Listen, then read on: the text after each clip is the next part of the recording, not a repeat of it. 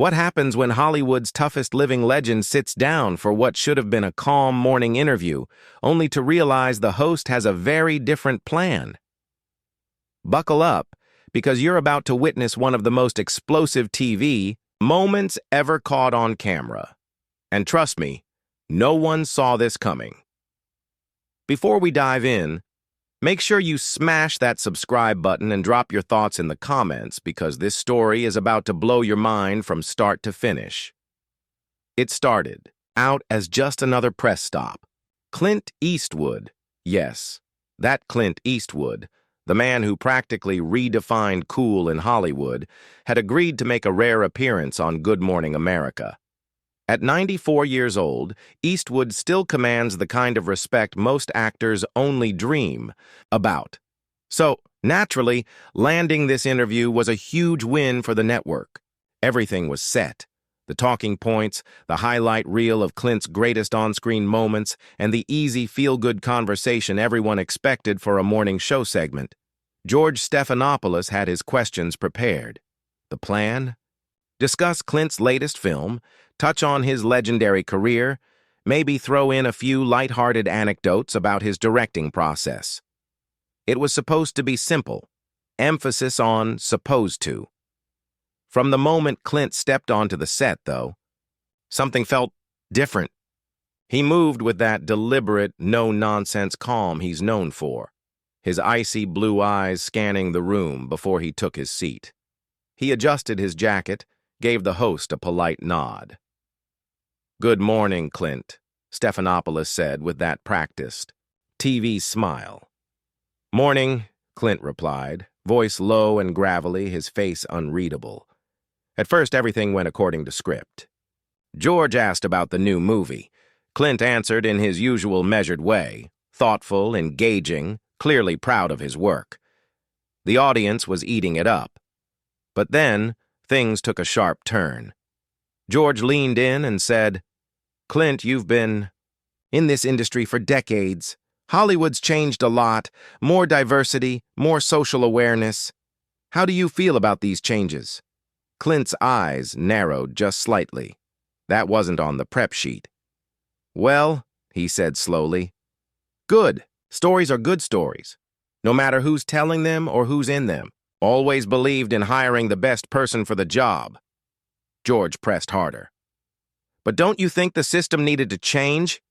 That there were barriers keeping people out?" The air in the studio grew heavy. Clint's jaw tightened. "I think filmmaking's always been about telling honest stories. When politics gets in the way, you lose that." George wasn't letting go. But isn't ignoring these issues political in itself? Clint's tone stayed calm, but his words hit like a punch.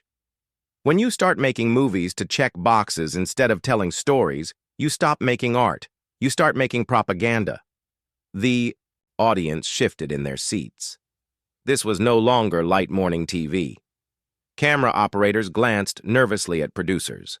Do they cut to commercial or let this train keep rolling? George kept going. "Some might say that's easy for you to say. Clint, someone who's never faced exclusion." Clint's eyes flashed. "Exclusion? Son, I grew up during the Depression, dug swimming pools, worked steel mills. Nothing was handed to me. I fought for everything I've got." But George doubled down, his voice rising. "Still, your generation had advantages others didn't. Hollywood was an old boys' club. That was it." Clint leaned forward, his voice sharp enough to cut glass. "My generation? The one that built this country? The one that bled in wars so you could sit here and lecture me? That generation," George fired back, "the one that controlled Hollywood and kept others out." The studio froze. Crew members stopped moving. All eyes were on Clint, who leaned back slowly, studying George with that same look he used to give outlaws in spaghetti westerns. "George," Clint said, voice like a low growl, "I never kept anyone out of anything. I hired people because they could do the job. Period." George smirked. "Easy to say now, but how many diverse casts? How many women directors?" Clint gripped the arms of his chair. "You want to talk about records? I told stories that mattered. about real people facing real struggles, not about ticking boxes for people who never set foot on a set. The exchange escalated. Clint's calm started to crack. George accused his films of promoting a conservative worldview. Clint shot back. You think Million Dollar Baby was conservative? You think Unforgiven was a right-wing fantasy? You haven't been paying attention. The tension hit a boiling point when George accused him of perpetuating outdated views. Clint stood up. His chair scraped the floor like a gunshot. The studio went silent. Outdated views? Clint's voice boomed. I believe in hard work, responsibility, and respect. If that's outdated, then I'm proud to be outdated. George tried to regain control, stammering about complexity and modern perspectives, but Clint wasn't having it. He ripped off his mic, looked George dead in the eye, and said, I came here to talk about movies. Instead, you tried to ambush me. Well, I don't play that game. He turned to the cameras, addressing millions at home. Sorry you had to see this. I spent my life telling stories for audiences, not for politics. If that's not good enough for some people, that's their problem, not mine. Then, without another word, Clint Eastwood walked off the set.